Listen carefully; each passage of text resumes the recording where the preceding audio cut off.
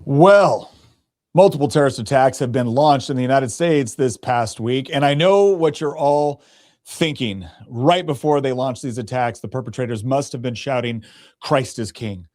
Oh, wait, no, it wasn't. They weren't shouting that before they threw the bomb in New York. Oh, I know. Before they shot up an ROTC class, they yelled out, "Baruch Hashem."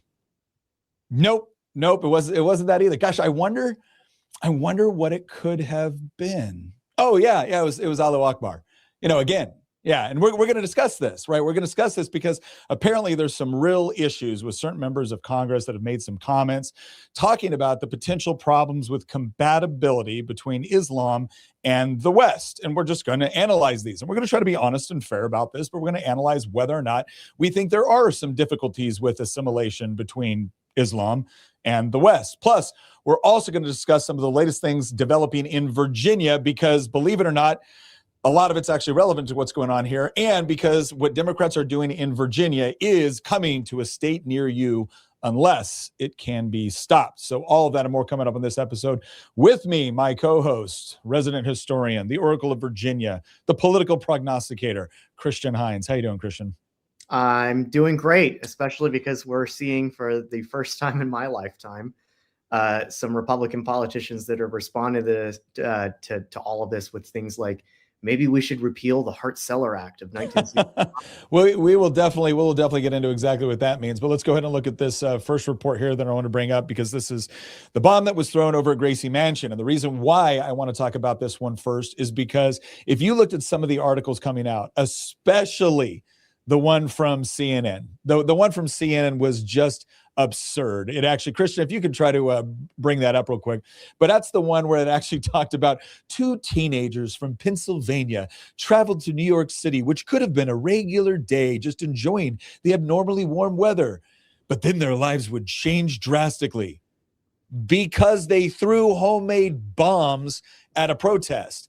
But then when you listen to Mayor Mamdani, when you listen to CNN, when you listen to all these other things, it was all talking about, white supremacy, until, of course, it became painfully obvious that it was two ISIS-inspired men from Pennsylvania. And then all of a sudden, we had to be really, really careful about the language we use. But to read this right here, the alleged terrorists responsible for the failed Gracie Mansion bomb attack against protesters on the Upper East Side Saturday told cops they sought to cause greater death and destruction than the 2013 Boston Marathon bombing, authorities revealed Monday afternoon. Well, gosh, what a couple of sweethearts. But you know what? I'll tell you what this was, Christian. I bet they were just growing up in abject poverty and violence in the United States. They were probably picked on relentless. Oh, nope. The parents of alleged ISIS-loving New York City bomb thrower own $2.5 million Pennsylvania home and are naturalized citizens from Afghanistan. But this is the part where you scroll down here, and good old Leslie Marshall, who's a Democrat strategist, and I was going to respond to this, but it turns out she's blocked me. What does the price of his parents' home matter? He is an adult. They aren't responsible for his actions. Please stop. You're just trying to bring violence against this family. Well, first of all, I'm someone that would have said, like, yeah, I don't care what the price of their home is. I don't, really care what they lived up. The actions themselves are pretty horrific. But you know who's not the sort of person that would say that? Leslie Marshall. Leslie Marshall is the sort of person, and her party is certainly the sort of party that would look at, two teenagers throwing bombs in the name of ISIS in New York City and try to come up with 1,000 different reasons for why the people really to blame here are Americans and probably straight white men. Definitely straight white men are at the bottom of this somehow. And so now we have to point out that, well, no, just so we're clear, they didn't grow up in some ghetto where they were constantly hiding from the police and constantly worried about getting beat up by their fellow classmates for the color of their skin. Nope, pretty well-to-do kids that were living in an environment that, seems rather pleasant overall. Yeah, so let's go ahead and dig into this one a little bit more. They went from the American dream to death to America. Alleged ISIS-loving wannabe terrorists Ibrahim Qayyumi, 19, and Amir Balat, 18, grew up with successful immigrant families in idyllic white fence suburban Pennsylvania before they tried to detonate IEDs near Gracie Mansion, the Post has learned. Qayyumi's parents even own a gorgeous $2.25 million home in scenic Newton, symbolizing the family attaining the American dream after arriving from Afghanistan decades ago, records show. The Balat family lives 12 miles away in a comfortable 3,200 square foot, two-story house worth a respectable $650,000 in leafy Longhorn, Pennsylvania. His parents hailed from Turkey and became naturalized citizens in 2017. They've been nothing but sweet and kind and loving, a neighbor and family friend of the Balots told the Post on Monday. I am in shock. I love them. I've been in their house. They were always with the tea. She said, adding of Imir, I knew him when he was younger. He was just a typical kid, shoveling snow, helping. I'm in absolute shock. It's sad that this is the world we're in. So gosh, what could have done this? Authorities said the pair who allegedly pledged allegiance to ISIS after their arrest appeared to have been radicalized online and plotted to detonate deadly homemade bombs at an anti-Muslim protest outside Gracie Mansion on Saturday afternoon. This was a planned attack motivated by extremist ideology and inspired by a violent foreign terrorist organization. Qayyumi and Balat allegedly traveled from the blissful rows of McMansions in Bucks County to the Big Apple and hurled homemade bombs at racist agitator Jake Lang's anti-Muslim demonstration outside the mayoral residence of the Upper East Side. And then they goes on to talk about some of the other places that they've been, et cetera, et cetera. The point is that whenever you look at this, the amount of cognitive dissonance, the amount of intellectual dishonesty the press is willing to go through the moment the perpetrators of a crime don't fall into the categories that they just naturally despise, it is once again on display. The difference is that more and more people are just completely unwilling to put up with it. I don't know if you saw that original. Did you see that original article from CNN that they actually took down now? Yeah, I found a screenshot of it. I'm not sure if it's possible for me to share it with you, but it said 2 Pennsylvania teenagers crossed into New York City Saturday morning for what could have been a normal day, enjoying the city during abnormally warm weather.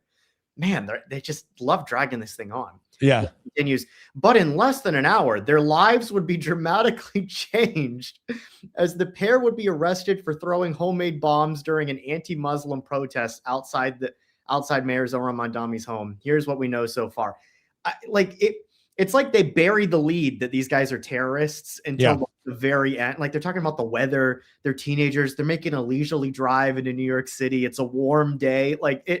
Yeah, and it's golly gee willikers, just, there's an anti-Muslim protest going on. The funny thing is that they're simultaneously bearing the lead and also making it sound like that these guys are like white supremacists or something like that. When no, it turns out that they're like ISIS sympathizers, right? Yeah. I mean, you got the same thing over and over again with, some of the other recent Islamic terrorist attacks in this country. Have you noticed that there's been quite a few of these things? We're going to go into the other ones here rather shortly, because the bottom line is that they've all stacked again. Like, this is all becoming way too common once again. And of course, we cannot depend on our politicians, at least those on the left, to actually call out what's going on. They've always got a different excuse. In fact, the DA from Norfolk, when we talk about the ROTC shooting, that guy was especially vile in the way that he discussed things. But I'm going to tell you right now, one of the things that we need to make sure that we're actually doing is protecting our Second Amendment rights. And one of the ways that we do that is by making sure that when you do have a firearm, you have a firearm that you can actually use for home defense. And I'm going to tell you this much. If you've got your firearm locked away in a safe somewhere, that is not a home defense weapon. So the question is maybe you got small kids running around. Maybe you're worried you want security. Well, one of the ways that you can do that is with StopBox. And this is why this is so important, is because as a parent, you want to know that your firearm is accessible, but also secure. And StopBox can give you peace of mind in that friggin' arrangement, because the bottom line is what sets them apart is it's completely mechanical. All right. We're not talking about batteries. There's no keys you got to struggle to find. It's fast. It's reliable, easy access every single time. I've got mine right here. Absolutely love this thing. The 5-button interface is designed for muscle memory, so I can open it instantly, but it keeps everyone else out. All you got to do is practice this a couple of times, and you will be shocked at how quickly you just reach over, one hand, boom, open the box, go straight to your firearm, and now you can defend the people that you love. All right. I keep my StopBox right by my bed, and it is TSA compliant, so you can even travel with it if you need to. So go to stopboxusa.com/Nick and use code Nick at checkout to get 10% off your entire order, right? So stack it up, right? Get some for the family. These are great Christmas presents. All right. Again, that's stopboxusa.com/Nick. Don't forget to use code Nick for 10% off and let them know that our show is who sent you over to them. All right. Let's go ahead and jump into this next one. And this has to do with the ROTC shooting that took place over at Old Dominion University here in Virginia. So Okay, as we look at this one, I got this report up here because I think this police incidents on X did a good job. Former terrorism convict opens fire in ROTC classroom in Old Dominion. Whoa, what do you mean former terrorism convict? Oh yeah. Yeah, we're gonna get into some of the details there. On March 12th, 2026, which by the way, this was the same day that I was speaking at UVA. And so Tina was sitting there just watching stuff come in. And when this popped up and she saw a school shooting at Virginia University, she was like, wait, where? On March 12, 2026, a shooting occurred at Old Dominion University in Norfolk, Virginia, inside Constant Hall on the university's main campus. The attack happened shortly before 10:50 a.m. in a classroom used by the Army Reserve Officers Training Corps. The gunman was identified as Mohammed Baylor Jallo, a 36, a former member of the Virginia Army National Guard and a naturalized citizen U.S. originally from Sierra Leone, who lived in Sterling, Virginia. Investigators said that Jallo entered the classroom, asked if it was the ROTC class, shouted Allahu Akbar, and then opened fire. The attack killed Brandon Shaw, a lieutenant colonel in the United States Army who served as an ROTC instructor at the university. 2 other individuals connected to the ROTC program were wounded and transplanted to a local hospital. Authorities reported that one victim was initially in critical condition while the other suffered less serious injuries. Jallah previously had a federal terrorism conviction in July 2016. All right, so not that long ago, in July 2016, he was arrested for attempting to provide material support to the Islamic State under federal law.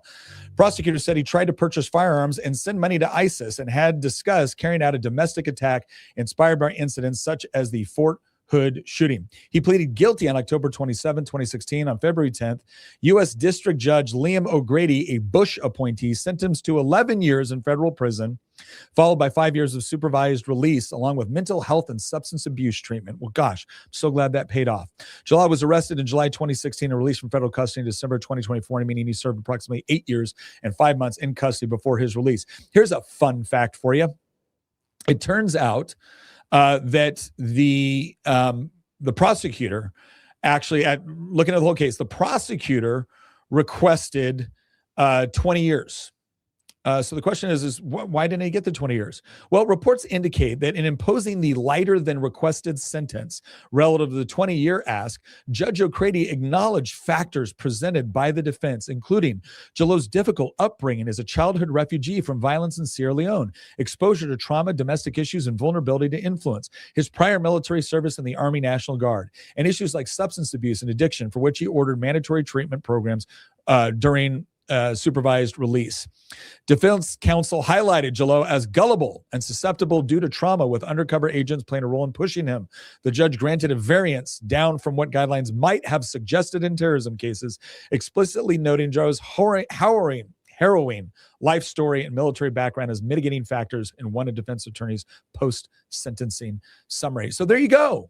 Right? There you go. Look, the bottom line, it's all right here.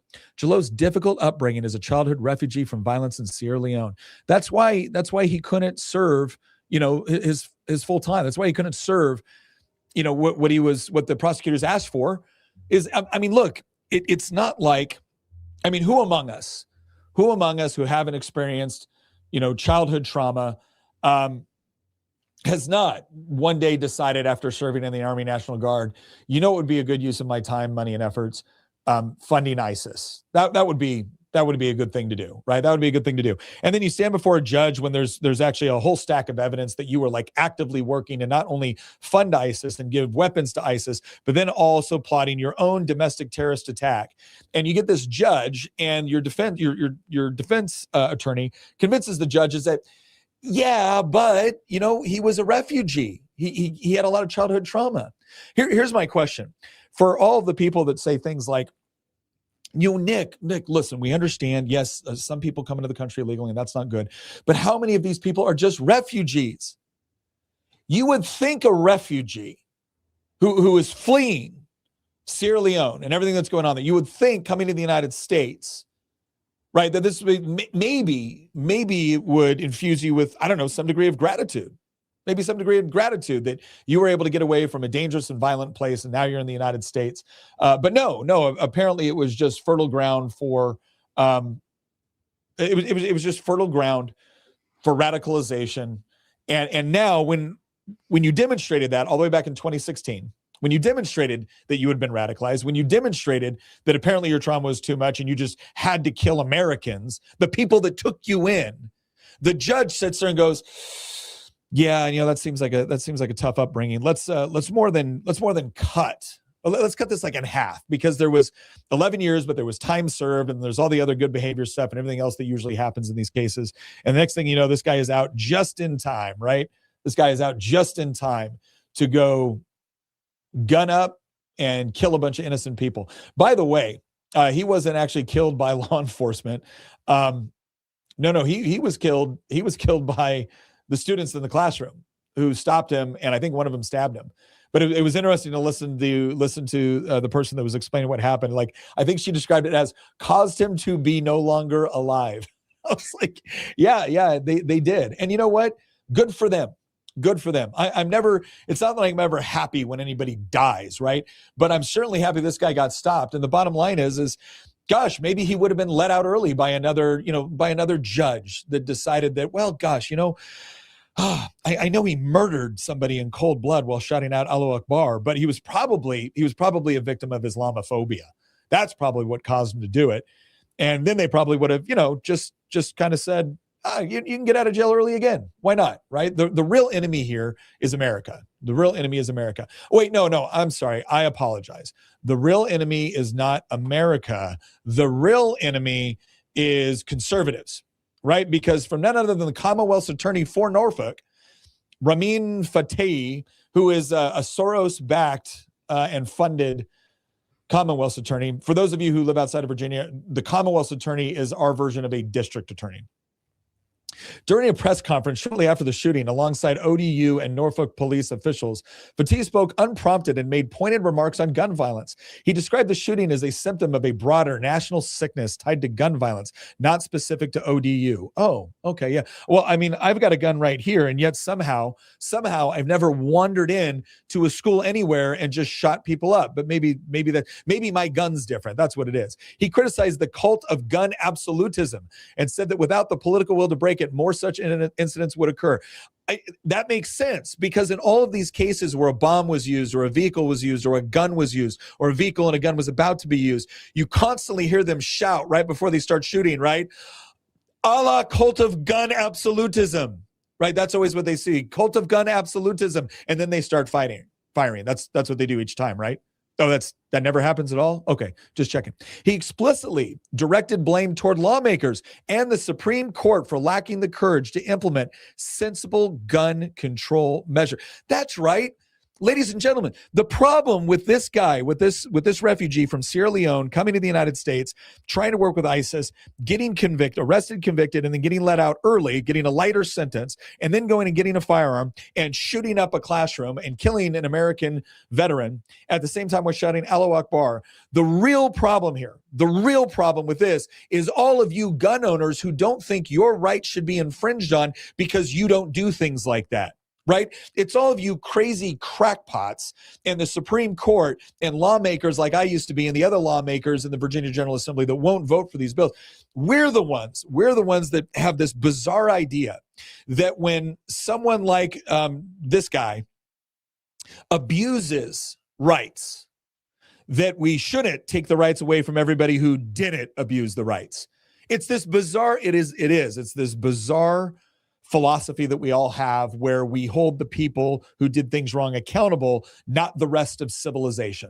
It's crazy. It's crazy. We really got to check ourselves. He stated, if you were looking for someone to blame, don't look at anybody up here. Look at our lawmakers who don't have the courage to implement sensible gun control measures. Look to a Supreme Court that enables them. He added that the U.S. is a country where people care more about guns than they do about college students. Well, I'll tell you this much.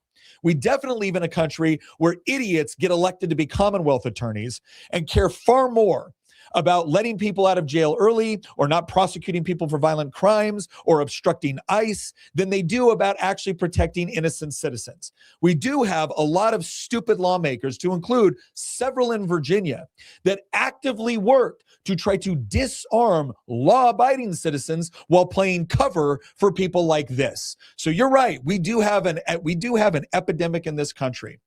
It's called suicidal empathy. right? But you know what's interesting is that empathy is not even universal. It's not suicidal empathy for everyone. No, there's no empathy for me. There's no empathy for Christian. There's no empathy for you. If you're watching this and you're someone that says, gosh, I have a firearm. I like to, no sympathy for you, man. You get none. You get zero. No, it's this guy. Right, it's the two teenagers from Pennsylvania that just drove down for a sunny day in New York City and just randomly decided to throw bombs, right? They're the guys that get empathy. You don't fall into the right category. As we look at the pyramid of grievance, right? You don't measure up. You don't have enough intersectional points to get any empathy.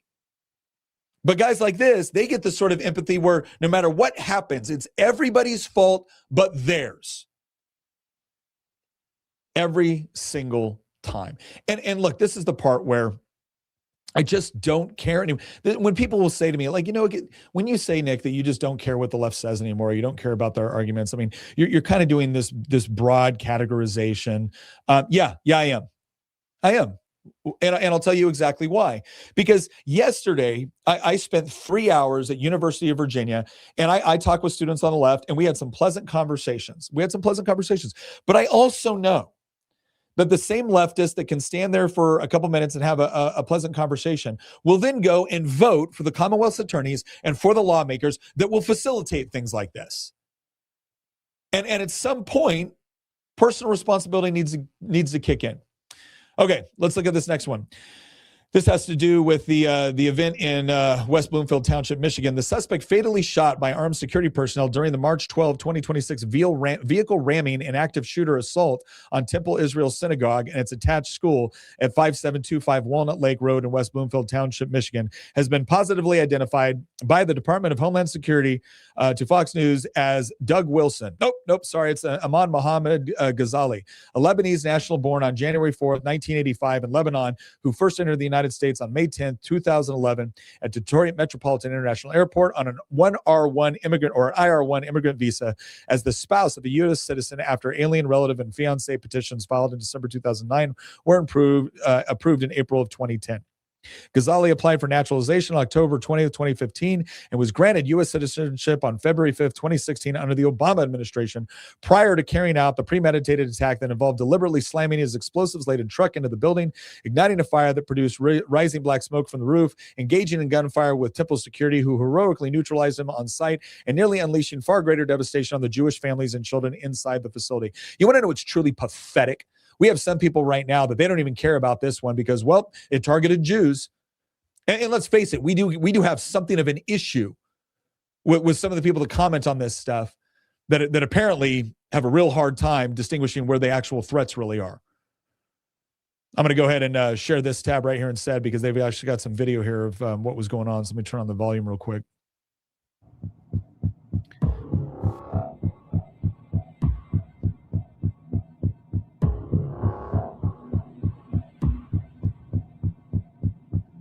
Yeah, Jewish school and a child care center. Yeah, and unlike it's important to understand that unlike the Leering centers, which are so popular with Democrats, right? These child care centers actually have what's it called? Children. Yeah, they actually have children in them.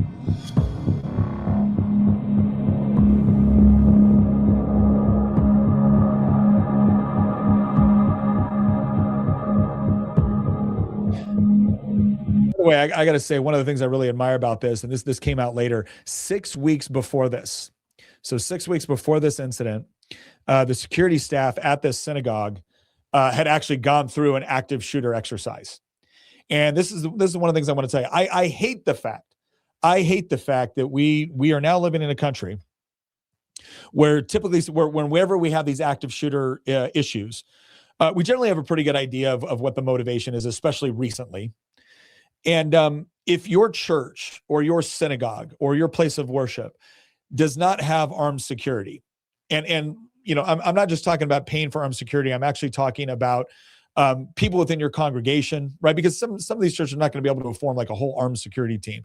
But there's other ones, and I've been to several churches where we had parishioners that would conceal carry, and we go through training, they go through exercises, and they would do all that so that in case something bad happened, they could respond. Because you're not going to be able to call the cops and have the cops come and show up in time for something like this. So this synagogue did the right thing. We're ready to do it. And it turns out, I think the only person that got killed was the terrorist.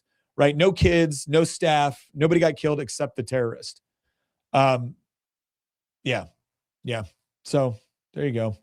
There's another thing I wanted to bring up here real quick. Oh, okay. Yeah. This leads me to the next part. And this comes from the Free Press. Nick, but before you jump to that, yeah, who would have thought that an Islamic terrorist attack would come out of Dearborn, Michigan? Right? It's bizarre. It's like bizarre of all the places.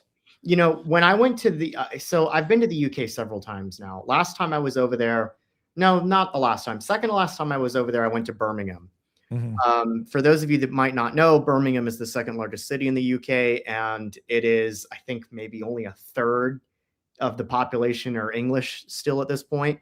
A giant ethno-religious enclave for South Asia, Pakistanis, Middle Eastern populations, large Muslim population, to the point that the city had a long tradition going back to the early 20th century of electing Labour MPs to parliament.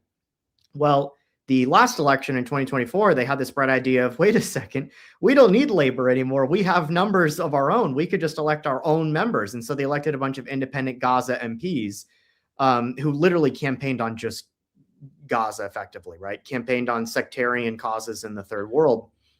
Well, the UK has gotten to a point now where they're kind of infamous for certain towns and cities being explicit ethno-religious enclaves for largely Muslim populations, not just, but largely Muslim populations from countries like Pakistan or countries in the Middle East. In the US, we have one notable example similar to that, and that's Dearborn, Michigan. Mm-hmm. We don't really have many other like major cities like the UK does that are like that, but we do have Dearborn. And when this terrorist attack in Michigan took place, I saw people on Twitter before we knew any details other than where it was located, where the attack was taking place. And I saw accounts that were like guaranteed the guys from Dearborn. They just knew. They were like making predictions ahead of time, and they just knew.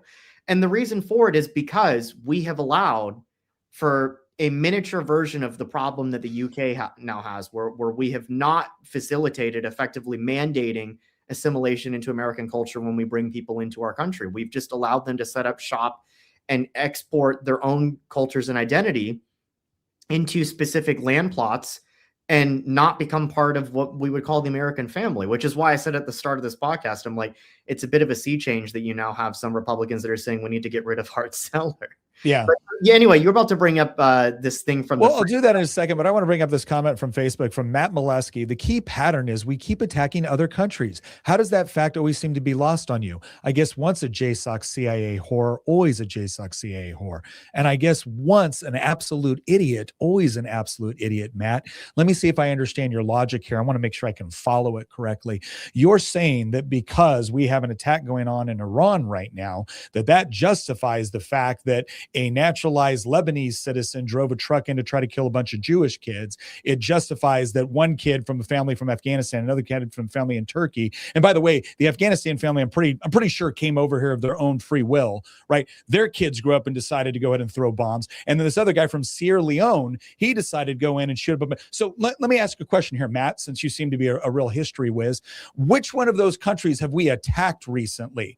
Because even with respect to Afghanistan, that was a family fleeing there to come live here and seems to be doing pretty well in the good US of A. But see, you're the sort of person, Matt, you're the sort of person where, let's face it, we know what this is, right? You're a blame America guy. That's what it is. Blame America, or maybe blame the Jews. I don't know. Right. But you're the sort of guy who was like, well, gosh, if we just leave the people that want to, that call America the great Satan, that hate the United States, that hate who we are, that hate our way of life, where it's totally incompatible with Western civilization. If we just leave them alone, they wouldn't try to murder children in America. Yeah, Matt, you are just the sort of beta soy boy male that they count on. when they do stuff like this. Because here's the deal. I've been very skeptical of U.S. foreign policy. I can take you all the way through it because I've actually been at the tip of U.S. foreign policy. And I can tell you all the things that I think has been wrong about it. I can tell you about the areas I don't think we should have been involved in. But the fact that someone like you will look at something like this and say, oh, no, the real problem is us. Well, dude, go hang out with your friends over there then. Go hang out over there. If you want to criticize U.S. foreign policy, be my guest. The moment you say, well, it justifies them trying to kill a bunch of Jewish kids in a synagogue, or justifies throwing bombs in random protests, or justifies killing innocent Americans, fine, be my guest, dude. You be that guy. That's you. That's who you are. You know what's so interesting about, those type of arguments that I see from people, because I've seen them on Facebook and Twitter and stuff like that, is you left out a third category that you could fall into. And I don't know who this person is, but that third category is certain types. I'm not going to say all of them, but certain types of libertarians. They discover what the concept of blowback is, and it basically one-shots them, right? It's like, oh, I've learned the CIA term blowback, and now that explains all foreign policy actions. Okay, put it this way. The United States of America dropped bombs on my grandmother's house during World War II. And you don't see me plotting terrorist attacks in my own country. Well, not yet, Christian. You could be radicalized. You could be radicalized at any moment. My grandmother was bombed out of her own house in World War II. She lived in Rome as a kid in the 1930s and 40s. And we dropped bombs on her home almost every day for like 2 or 3 years straight, right? Until the Italians finally surrendered and switched sides. And how many people in the United States are descendants potentially from Italians that lived there at the time? And do you see any of them committing terrorist attacks in the United States? Here's an example. Here's a better example. We dropped 2 nuclear weapons on Japan. Yeah. We dropped the sun on Japan twice. We firebombed their cities into oblivion. Do you know how many tens, hundreds of thousands of Japanese we killed in bombing raids in World War II? How many terrorist attacks have the Japanese people committed against Americans since 1945? Here's a more recent example. We dropped Agent Orange in Vietnam for about, a 5 to 10 year period. Are there any Vietnamese terrorist attacks going on in the United States? Were there any that were taking place in, I don't know, maybe the 1980s, 1990s, right after we were fighting a war and we dropped a bunch of bombs on the Vietnamese? So why is it that these things always seem to be coming from one particular part of the world with one particular culture, with one particular religion and one particular worldview? Why do you not see Germans, Italians, Japanese, and Vietnamese people doing this type of stuff in the United States? Mm-hmm. I never get an answer from the blowback crowd on that question. No, never. And that's intentional. Well, that has led to certain people like the good congressman from Tennessee, who's talked about basically that Islam is incompatible. Muslims don't belong in American society. Pluralism is a lie, is what Representative Andy Ogles posted on X. And then there's some other ones mentioned here too. Ogles is not alone. Last week, Georgia GOP rep said no more Islamic immigration, denaturalize, deport, repeat. And they say neither man was admonished by Republican leadership, which isn't surprising given the party's treatment of Florida Rep. Randy Fine, by far the most hateful member of the caucus toward Muslims. If they force us to choose, Fine wrote on X last month, the choice between Muslims and dogs is not a difficult one. What's interesting on that one is he wasn't saying that Muslims are the same as dogs. What he was actually saying is that Muslim society is very hostile toward dogs. And that generally, and sometimes you've even seen this before where when you'll get Muslim leadership, like in a UK or something like that, you'll generally get more restrictions on dogs as a result. And so that's what he was actually talking about. But again, don't expect the press to actually be honest about it. But let's go ahead and look at this, because Christian, you made a bold statement there. You said that these terrorist attacks seem to be predominantly coming from one sort of, we'll just say, ideological worldview. And I'd like to know where you get off. Say, oh, here it is. Yeah, there we go. Well, there is no single public source provides an exact pie chart for all major religions. Here's a simplified text-based bar graph approximating the share of religiously motivated terrorist attacks post-2000. Okay, well, here we go. We got other religions, less than 1%, Buddhism, less than 1%, Judaism, less than 1%, Hinduism, less than 1%, Christianity, 1 to 2%. But then when you dig into the numbers a little bit differently, what you find is that you usually got some sort of weird, there's been like a couple that chalk it up to anti-abortion. And then others where it's like some sort of weird Christian cult that is openly heretical. And then 90 to 98% Islamist and Islamic motivated. And this is the part where we get into the discussion of, well, Nick, okay, yeah, we get it. We get it. But are you saying that all Muslims are terrorists? No, I've never said that. What I will say, though, is that when we look at terrorist acts, religiously motivated terrorist acts, here's what we tend to find. They are, judging by the numbers, overwhelmingly Islamic. Okay.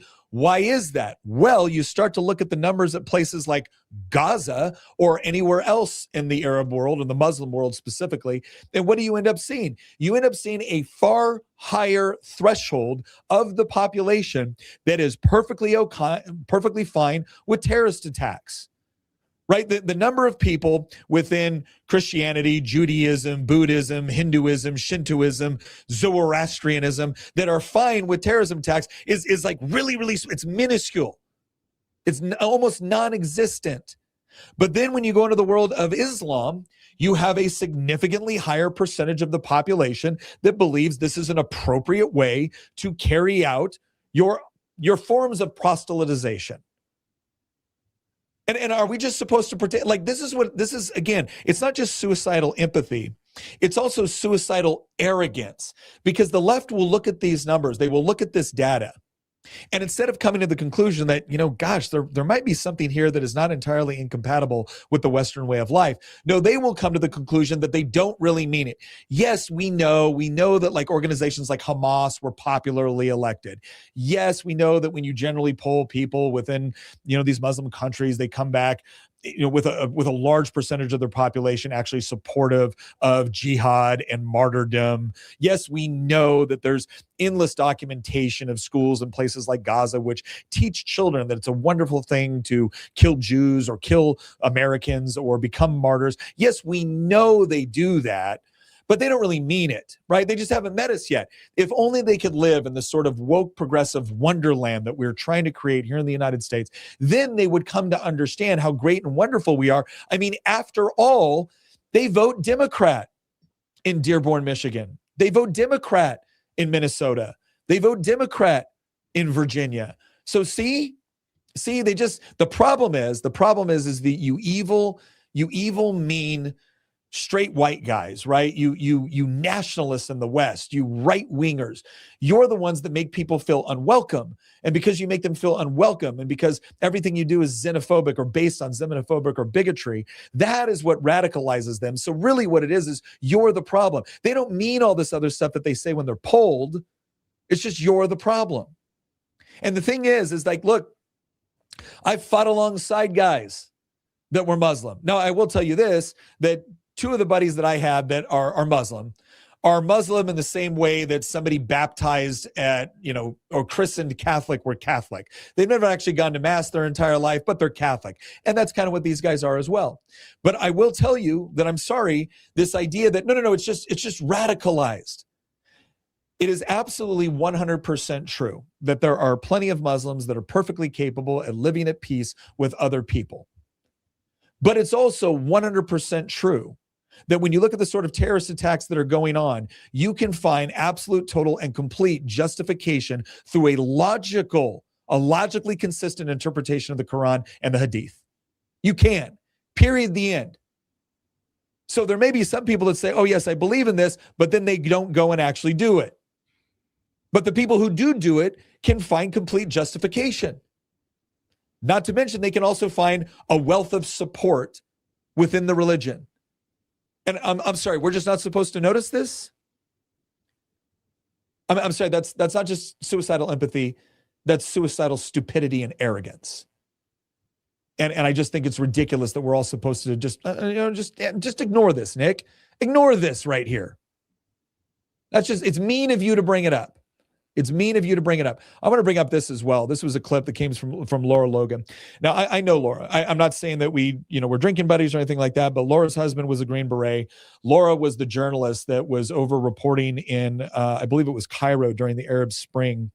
And the lights went out and all of a sudden the camera went down and she was brutally assaulted by multiple men in that area when she was just there to report. And she didn't receive a lot of receive a lot of let's just say support or empathy from Western feminists, because why would you? Right? Why would you? Because obviously, if Western feminists actually came out and said what happened to Laura is absolutely horrific and horrible and something should be done about it, well, that might be elevating the temperature against Islamic people. And we can't have that, because that would be Islamophobic. That would be xenophobic. But Laura was sitting here and she's actually having a conversation with Frank Gaffney, who was a former Reagan administration defense official and a national security analyst. And I just want you to listen to this. Sharia. In fact, I think you may have talked about this with John. Can I just digress for just a minute here? Because there's a fantastically interesting story behind a critical piece of evidence that answers your question directly.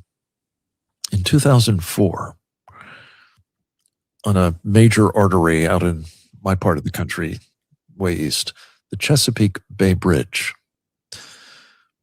an alert police officer monitoring the traffic, protecting the bridge, happened to notice.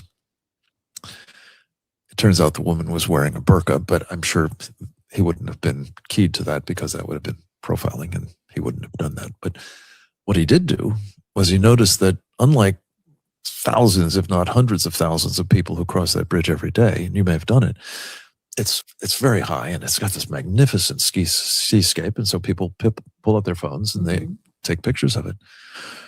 Well, she was taking pictures all right, only she was taking pictures of the structural supports of the bridge. And being a trained law enforcement professional, this police officer said, that doesn't look good. So he pulled them over. The police, on securing the IDs for the driver of the car, established that he was wanted on a material witness arrest warrant, which gave rise, his name was Ismail El Barasa, to a search warrant that our friend John Guandolo's team, actually, he wasn't on it at the time, but he was part of the team, went into this home in a sleepy little suburb of Annandale, Virginia, outside Washington. And they went top to bottom, and below the bottom, they found a secret sub-basement with 80 banker boxes worth of documents, which on inspection turned out to be the archives of the Muslim Brotherhood in North America. One document of which was a very thin memorandum. It was called the Explanatory Memorandum for the general strategic goal of the group in North America, the group being the Muslim Brotherhood. And there's a money quote in it, and I'll give you a pretty close paraphrase. The process of settlement is a kind of civilization jihad, with all that word means. The brothers, the Ikhwan, must understand that their mission in North America is a jihad aimed at eliminating and destroying Western civilization from within by the unbelievers' hands, meaning ours, and the hands of the believers, so that Allah's religion is made victorious over all other religions. Now, having hung around with intelligence people, I know you'll recognize a term that they would use for that. It's called a clue. Yeah, right? Not to mention the fact that, by the way, as of today, I believe,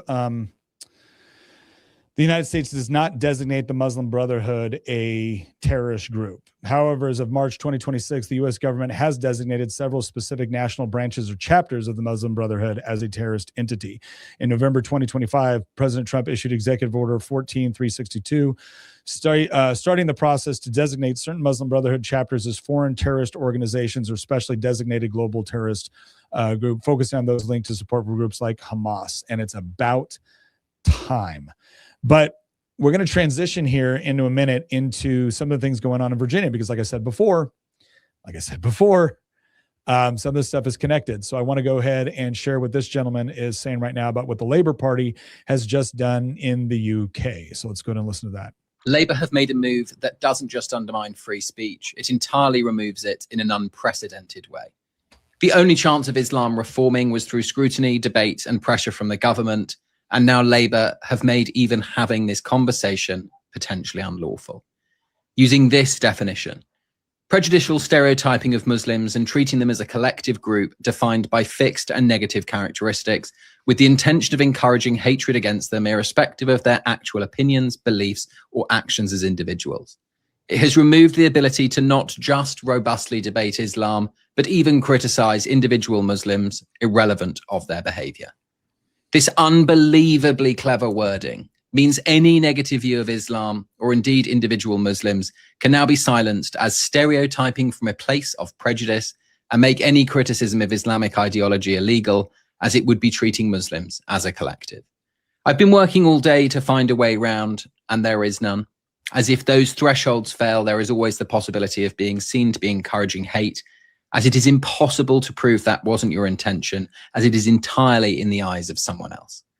It is now impossible to, even in a respectful or intellectual manner, discuss any negative aspect of Islamic ideology or behavior of any Muslim without the risk of persecution. So there you go. And you're thinking, well, Nick, you know, the US has been doing this for a while, or excuse me, the UK has been going through this for a while now, right? So that's a problem in the UK. It's not a problem here. We have the First Amendment, and that's all true. It's true that we do have the First Amendment, and that is the only thing that has been saving us. Because if it wasn't for the First Amendment, we'd be looking at stuff like this. Virginia Senate Bill 624 from the 2026 regular session is a bill introduced by Senator Saddam Aslan Salim, Democrat from Fairfax, and other Democratic patrons. It amends Section 18.2-57 of the Code of Virginia related to assault and battery by adding a formal definition of Islamophobia as malicious prejudice or hatred directed toward Islam or Muslims. So just so you know, forget having it toward like an individual Muslim, right? Because again, I don't think you should have malicious prejudice against an individual, right? Just because. You can't even have it for Islam. If you look at Islam and you say, hey, look, I do not like this ideology. I do not like this religion. Right? That's what's going to apply here. Now, obviously, there's problems with the First Amendment, potential for misuses or selective enforcement, unnecessary or politically motivated, subjective interpretation. The bill's sponsor and some free speech experts from the Institute of Free Speech have countered that it only adds a subcategory for better tracking of bias incidents, does not create new crimes, infringe on speech, or change penalties. It simply improves data categorization for law enforcement. I am just so unbelievably certain that that's exactly how that would stay, right? I'm sure it would never be utilized later in order to now come back and point to it from an official standpoint and say, well, and this is why we need more hate speech laws. I got a question. Does anybody here think that any Democrat would put forward a bill talking about Christian phobia? I mean, anything like that? I mean, I'm listening to people like Ilhan Omar get up there and say white men are the problem. I was about to say, Nick, like to go back to the labor analogy and the Virginia one that we're suffering through, unfortunately, a couple things worth noting. This is the same Democrat senator that is carrying the assault weapons ban in Virginia. That's almost certainly about to be signed into law by Abigail Spanberger. This is also the same guy who is a Bangladeshi immigrant who came here, got elected, and immediately after he got elected, one of his first pieces of legislation that he filed was to strip Virginians of their gun rights. Yeah. Same Virginians whose ancestors founded this country, by the way, right? Guy comes in from a radically foreign, and you've been to Bangladesh before. I've been to Bangladesh, yeah. Radically different culture, traditions, lifestyle, metaphysics that govern that society. This guy comes over to this country. First bill that he files is to strip Virginians of their gun rights. And then a few days later, he goes out there and he attacks Andy Ogles, who says, you know, we need to end Islamic immigration to the U.S. We need to repeal Hart-Celler. And he says things like, well, this goes against everything the founding fathers believed in. You don't get to quote the founding father. Like, again, this guy comes over from a radically different society that has no historical connection to America and its founding principles. Comes over, first bill that he files is to strip the Second Amendment rights from Virginians. And then he dares quote the founding fathers and cites their principles, their belief structure in order to condemn a Republican who says, I don't want more of these people of this metaphysical belief system coming into my country. What's so funny is that the party of collectivism, in a broad sense, the left, you can say the Democratic Party in the US, the Labour Party in the UK, will have these bills that they'll introduce, and they'll be like, no treating these groups as collectives, except, of course, when we want to discriminate against the ones that we prefer to discriminate against. Yeah. You're totally welcome to treat white men as a collective, insofar as it's only a collectivity that we get to bash you over the head with. Because keep in mind, too, this is also the same party in Virginia that just passed a law explicitly discriminating against white men in state government contracting. If you are a white man that owns a medium-sized business in Virginia, there are now contracts that it is illegal for you to even consider to be bid for, up to $200,000. And for other contracts where you are permitted to actually engage in a bid for the state is now permitted to discriminate against you in favor of a more expensive competitor, as long as they're only 5% more expensive than your bid. So we have state agencies that are now telling contractors, we will use taxpayer money to pay 5% more as long as you're not a white man. Yep. As long as you're not a white dude. Same party. He voted, by the way, this guy, this Democrat senator from Fairfax County, the guy from Bangladesh who is now trying to strip Virginians of their gun rights and is complaining about Islamophobia. He voted for that bill, of course. Oh, of course he did. Of course he did. Let's get to some of the super chats here. Sergeant Pickles said, pass the SAVE Act and repeal Hart Seller. Both of those things are absolutely essential. I completely agree. In fact, I did a post the other day that got some attention because I was actually at the White House when I did it. And I was basically telling John Thune, who's basically told us there's nothing he can do. Nothing he can do. And I'm like, oh, well, John, I totally understand. And by the way, when you start asking all of us to donate to Republican Senator Lisa Murkowski in Alaska, or Republican Senator John Curtis in Utah, or yourself for your own reelection campaign in South Dakota, the people that are holding this up, I just want you to know, John, we'd love to help. There's nothing we can do. I mean, not for you. We can do it for your primary challengers, just not for you, John. Because we're tired of being told there's nothing you can do when we dang well know there is something you can do. Because the bottom line is that right now, if John Thune really wanted something through the United States Senate, and it were 2 or 3 conservative senators holding things up, he would be kicking in their door, he'd be twisting their arms, he'd be talking about teamwork, he'd be stripping them of committees, and then he'd be threatening to pour millions of dollars into their primary races. But no, it's moderates holding something up, and so John Thune's just going to roll over. This girl supports Trump, and ICE said from YouTube, said, Nick, Southern Baptist here, we keep armed members, off-duty Leos outside, and almost every man inside is packing. Some churches are ready. No, it's absolutely true. Look, yeah, you go, especially going to some of the rural areas, you go to some of the deep red areas, there's a lot of guns in that church, man. They love Jesus, and they're gonna go ahead and defend the people that they love sitting inside that church. The real Justin from YouTube said the Virginia gun bill is a perfect example why paperwork Americans should not be allowed to hold public office. Foreigners should not be allowed to restrict our rights to defend ourselves. This has become a growing concern across the board. And I think it was Aaron McIntyre that basically said that if you come to this, look, if you legally immigrate to the country, great. You can be a U.S. citizen. You can vote. You don't get to hold public office until like your children or your grandchildren have been here, because there needs to be generational assimilation before you can actually be a part of writing the laws which will actually inform this country. And so that's a debate that would have been unthinkable when I was 20. And now it's being routinely discussed. And this is part of the reason why. It's this idea that Ilhan Omar shows up and then and probably after committing immigration fraud.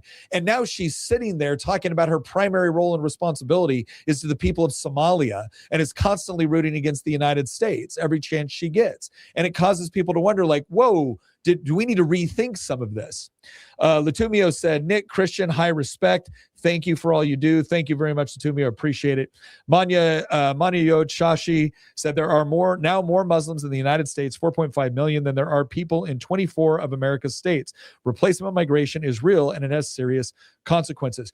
It was interesting because for the longest time, if you quoted replacement theory, that was a white supremacist conspiracy, right? Right up until the point where the Prime Minister of Spain decided to just give legal status to 500,000 people who would come into the country illegally. And then a communist member of parliament in Spain got up and said, yes, it's replacement theory. I want to replace the right wing. I want to replace the Spanish. She wants to replace anybody in Spain that doesn't want to give her more power. And so, no, it is it is a reality There can be two things can be true at once. Bad people can reference something for nefarious purposes, but good people can also engage in pattern recognition on things that are happening and coming to certain very logical conclusions about what people are doing and what their intention is behind it.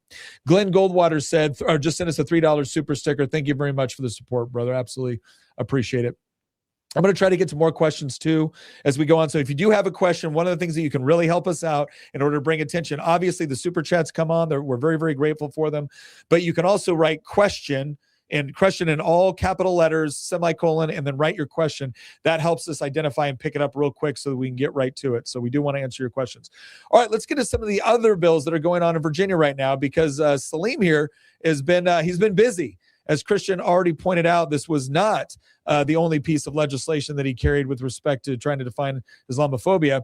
He also has his assault weapons ban. And guys, can I just tell you right now, I love hearing about assault weapons bans from people who have no idea what they're talking about. And then I'm going to talk about one guy who's carried this bill before who does, or at least should know what he's talking about, and represents a huge problem that we have in Virginia. But once again, Senate Bill 749, patron Saddam Aslan Salim prohibits the purchase, sale, transfer, import, or manufacture of, quote, assault weapons as defined, with exceptions like antiques or manually operated firearms.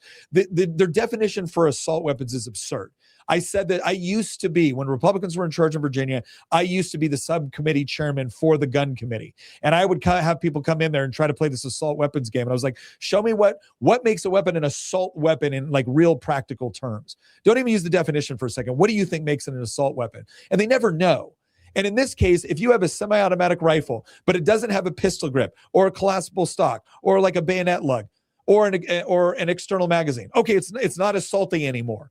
But if you add the pistol grip, now it's an assault weapon. What makes that more assaulty? Right? These are the same people that think AR stands for assault rifle, because it's not important for them to understand what's going on. It's not important for them to understand why the Second Amendment exists. That's not important. What's important is for them to be able to utilize it as a tool to win votes and to concentrate power. Because here's one of the things you notice about Saddam Salim here. He doesn't want to restrict any gun rights for his own protection with respect to the Capitol Police, right? They want the government to have guns. They just don't want you to have them. Anyways, this also covers large capacity ammunition feeding devices. So this is high capacity mags. And for high capacity, I remember when Dan Helmer, who carried this bill before, and Dan Helmer's Iraq and Afghan vet, West Pointer, should know better. See, Dan and I both went to Iraq. When I went to Iraq, I saw the consequences of a despotic government systematically disarming its people and leaving it at the mercy of the government, criminal, and terrorist organizations. And I thought to myself, wow, this sucks. We should probably fight to make sure this never happens at home. And after all, I swore an oath to the Second Amendment of the Constitution, along with the rest of the Constitution. So when I get back, I'm going to go ahead and defend our rights, not simply because I believe philosophically they're important, because I've seen firsthand what happens when people don't have them. Dan, on the other hand, managed to lead the fob once or a while, looked around and said, this is a great idea as long as Dan Helmer's in charge. Gosh dang, man, you Rhodes Scholars. Just the worst. Violations are class 1 misdemeanors with additional firearm possession restrictions for 3 years post-conviction. This bill has been passed. It is sitting on the governor's. I want you to understand something too, because most of you understand that this right here, right? This right here is just going to make it because it holds 10 rounds, right? For a 45. But anything else, anything more than this, at least in Dan's bill, was a misdemeanor. And it's not just, I have maybe I have 3 pistols. I have 2 mags per pistol. So I guess I have a misdemeanor now. No. You have 6 misdemeanors now. You have 6 misdemeanors. And do you think that their Commonwealth attorneys are going to, let me ask you this. Do you think the same judges or Commonwealth attorneys that let this, ISIS supporting terrorist, off with half the sentence that was recommended, do you think they're going to do that for you? Or do you think they're going to throw the book at you? Well, we all know what they're going to do. They're going to throw the book. HB 21, patron Dan Helmer. You really got to feel bad for Dan. Dan was one of the chief architects of trying to push together this redistricting reform, which allows for the worst gerrymander in the country. And you'll notice in one of the districts, they redrew the line a little bit, and there's like this little bump. Oh, It's because he was trying to capture his house in a district because he desperately wants to run for Congress. But unfortunately, Dorothy McAuliffe, that's right, the wife of the former governor of Virginia, she's announced that she's running in the race as well. And she's already been endorsed by some of the highest spenders in the Democratic Party. So once again, Dan Helmer got to be the useful idiot for other Democrats in the party, not for him. He's never a useful idiot for himself. He's a useful idiot for other Democrats. Now, will Dan ever get tired of being a useful idiot? Maybe one day, but it is not this day. That's right. He said establishes standards for responsible conduct for the firearm industry. This is HB 21. Manufacturers, sellers, etc., requiring safeguards against sales to prohibited persons, straw purchases, or those at risk of misuse. Those at risk of misuse. It creates civil liability and enforcement mechanisms. Here, what this whole thing is. This has nothing to do with public safety. This has everything to do with that Dan wants there to be a legal mechanism where you can go after gun manufacturers because somebody did something bad with a gun. You know how if somebody buys a Ford pickup truck and then runs the Ford pickup truck into a synagogue to kill kids, we immediately sue Ford because he used the Ford for that purpose. Oh, no, we don't do that because that would be absurd. Well, Dan thinks we should do it for gun manufacturers because this is not about public safety. This is about running the gun business completely out of Virginia. Again, not so that law enforcement or government officials can't have guns, but just so you can't have guns. We've already established Dan Helmer's fine with the government having guns, right? He's not anti-gun. No, he's anti-you as a private citizen having a gun. All right, well, let's look at some of the other ones here. HB 871 requires secure storage. This is from Mark Downey. This is a freshman Democrat. Wish I could have been there for this one because I remember when a different Democrat carried this and he ended up getting on a pretty embarrassing post that I put out. Requires secure storage of firearms and ammunition in a locked container inaccessible to minors or prohibited persons when they are known to be present in a residence. Violations are a class 4 misdemeanor with dealer notice requirements. The bill is pending governor's communication, likely passed legislature. So maybe you're someone that says, okay, Nick, I'm not all about this gun stuff. I don't know the deal, but it just seems like, well, of course we should be able to have safe storage laws, right? Because I want you to be able to own your guns, but I don't want a kid to get a hold of it and hurt themselves. Or if somebody's living in your house that's not supposed to be around guns, that's common sense, right? So I asked the patron of the bill when I was still in the General Assembly about this bill. I said, okay, well, the way you have written this works like this. If my 17-year-old daughter, because she's a minor, my 17-year-old daughter who's been firing guns since she was 5, who has been taught since she was 5 to responsibly handle firearms. If someone is breaking into our house in rural Culpeper, Virginia, somebody's breaking into our house. Maybe it's one of the guys you let out of parole early. Maybe it's one of the guys who you cut their sentence in half, right, when they were trying to sell guns to ISIS. Maybe that person is now kicking in the door, trying to hurt my daughter. And so my 17-year-old daughter goes and picks up one of our guns and defends herself. According to your legislation, is she the criminal now or am I the criminal? And he sat there and tried to do the lawyer thing. Well, there might be various ways that you could potentially do something like this or maybe come up with some other thing. Let me go ahead and answer the question. The answer is I would be a criminal now. I would be a criminal because my 17-year-old daughter was able to access a firearm while I was gone in order to defend herself with someone breaking into our house. That is how stupid this law has been written. And there you go. There you go. But it doesn't stop there. We got another one here too, right? HJ1 proposes a constitutional amendment establishing a fundamental right. Oh, this is okay. So these ones aren't guns. These are some of the other ridiculous bills that they have with again, if you're Nick, we've got a good question that I think that you're going to want to answer. Okay, let me go do that one. Question: safe storage biometric bill makes me store my ammo in a safe too. Spare magazine is dangerous to my kid. Yeah, no, and that's some of them have actually tried to carry. I don't know what this last one got amended to, but once upon a time, not only did they want you to have to do safe storage for your firearm, but your firearm couldn't be loaded. So your ammo had to be stored separately from your firearm. So just say goodbye to any sort of home defense weapon. Someone kicks in your door in the middle of the night or breaks into your house to hurt your wife or your child, and you're over there. Let me do this one safe over here. Okay. Oh, got my gun. Let me do my other safe over here to get my ammo. Yeah, that's good. Really? That's gonna make us safer? They didn't care. Super Exodus said, question, hi, Nick. How likely do you think these unconstitutional bills will pass? I think right now, we by the way, I've got to thank two organizations right off the bat here. I got to thank Daniel Defense and I got to thank VCDL. The Virginia Citizens Defense League has been one of the most effective and most persistent pro-gun groups, pro-Second Amendment right groups in Virginia. 10 years in the General Assembly, a lot of that on the Public Safety Committee. VCDL was always showing up, subcommittees, full committees. They would organize rallies. They would organize people to march. VCDL was outstanding.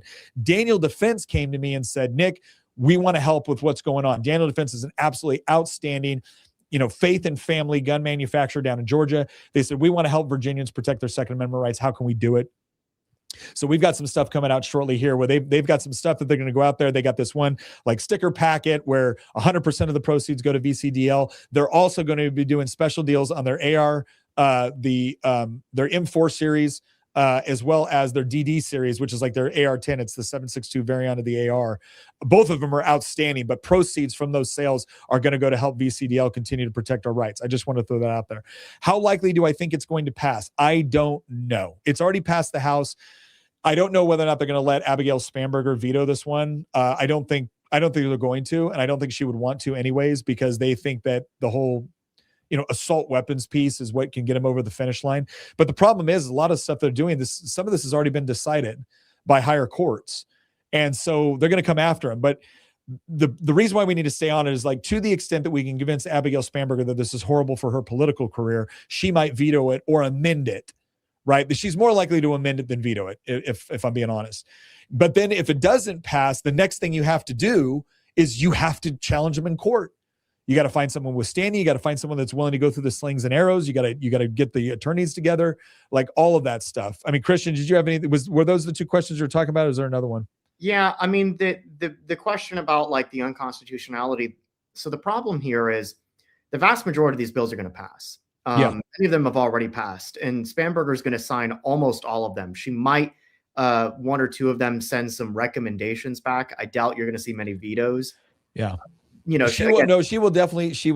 I'm going to tell you right now, Don Scott is going to allow her to do a couple of vetoes to try to push her moderate credentials. But the rest will be recommendations. She is going to sign. She is going to sign some of these bills. And what's going to inevitably happen is that lawsuits will be filed against almost all these bills. But you know what? We're not going to win all these lawsuits. We might win some of them. We might even win a majority of them, but we are not going to win every single one of these lawsuits. Yeah. And that's how they end up winning ultimately on this, is that they flood the zone. They pass a litany of legislation with the idea that, yeah, sure, it doesn't really matter if a court strikes down one or two of these bills. We're going to get some of these things upheld. Some of them are going to pass, some of them are going to be signed, and some of them are going to be upheld by the courts, which means that on a substantive level, the degree to which you have gun rights in Virginia will, without question, be diminished a year from now compared to where we are today. There's no question, because you're not going to get every single one of these bills overturned by a court. That's just not going to happen. But by the way, if anybody is wondering what Christian was talking about before on that one, it's HB 842.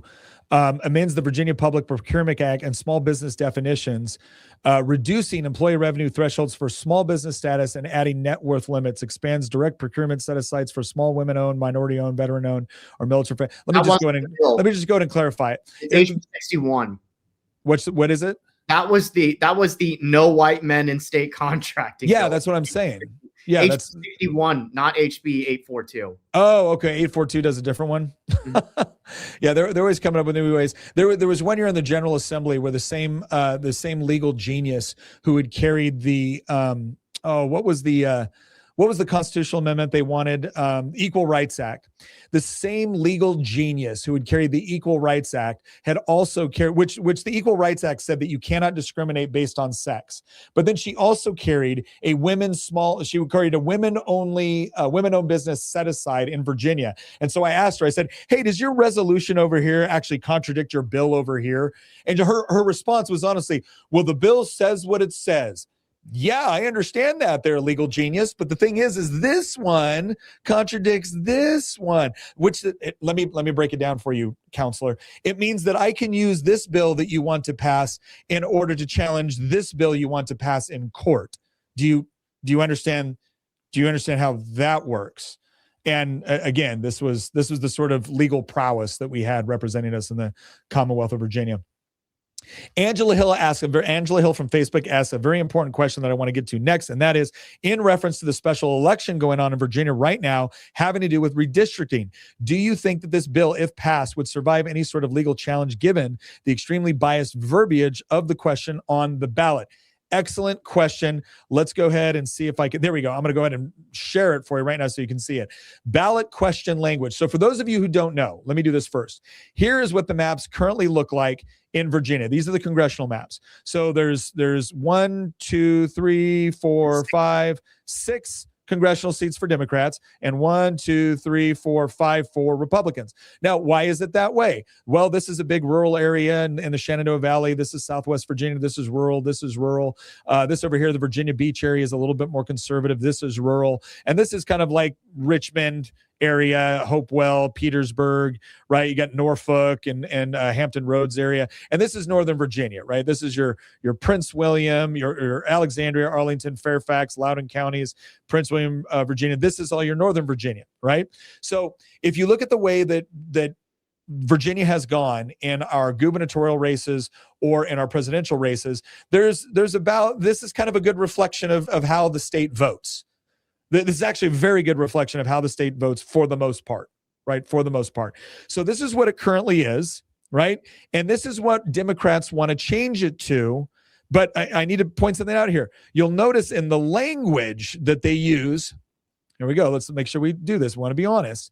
Should the Constitution of Virginia be amended to allow the General Assembly to temporarily adopt new congressional districts to restore fairness in the upcoming elections while ensuring Virginia's standard redistricting process resumes for all future redistricting after the 2030 census? So there you go.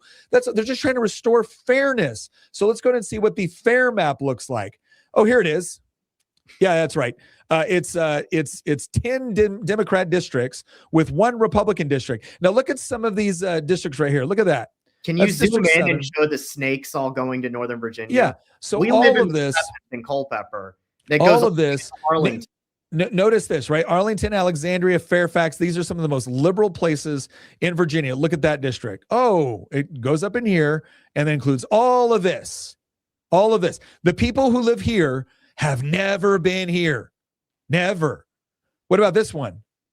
How about this one? Oh, this one I like. This is the crab. This is the lobster. See that little bump right there? I think that's Dan Helmer's place, if I remember right. That one or that one. I can't remember. But yeah, they did a little bump to get Dan Helmer's house. But now the area where I live, Culpeper County, along with parts of the Shenandoah Valley, will be represented by a population center, which is rooted here in Alexandria. So that's their idea of restoring fairness, to go from a 6-5 map, which is an accurate reflection of the way Virginians vote, right? Once again, from this map to this map, that's their version of fairness. In fact, if you even look at the numbers right now, you see the way the districts are. You got 5 strong Democrat seats, 2, relatively strong ones. You've got 1 seat that is kind of a toss-up, then the 2 and the 1, and then over here they're missing 1 in here. But yeah, that's where we're at. That's where we're at, ladies and gentlemen. So the bottom line is, will it pass the legal challenges? Well, we already had the first legal hurdles that we were hoping that it would not get through, because here's the problem. Whenever you do a constitutional amendment of Virginia, you have to follow a very specific process. You have to submit a resolution, a joint resolution that goes through both the House and the Senate, right? So it's got to go through exact same language, House and the Senate, doesn't go to the governor, goes to the House and the Senate, and then you have to have an intervening election. In that intervening election, what it is now the people of Virginia have been informed, because the clerk of the court is in every single jurisdiction is supposed to inform the people that, hey, there's a constitutional amendment being proposed. So if you don't like that constitutional amendment, you might want to rethink about the people that represent you who may have voted for it. Then you have the intervening election. After the intervening election, you have a new group of legislators. And what you do with that new group of legislators is they have to pass the exact same language all over again. And if they do, then the bill goes to the people of Virginia for a referendum vote, which always happens in November. at the same time that you're voting for everything else. So what happened this time with the redistricting? Oh, well, it went like this.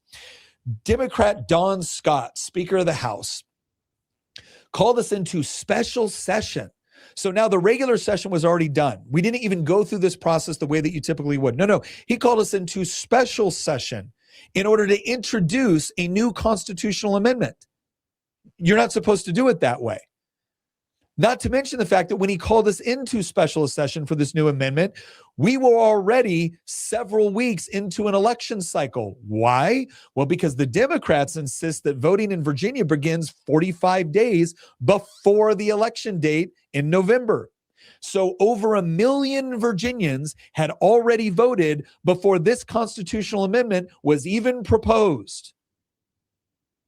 That seems like a pretty clear violation, not just of the way that the process is supposed to go, but also giving the clerk of the court time to actually put this out because they have legal mandates to put out the information within a certain time period.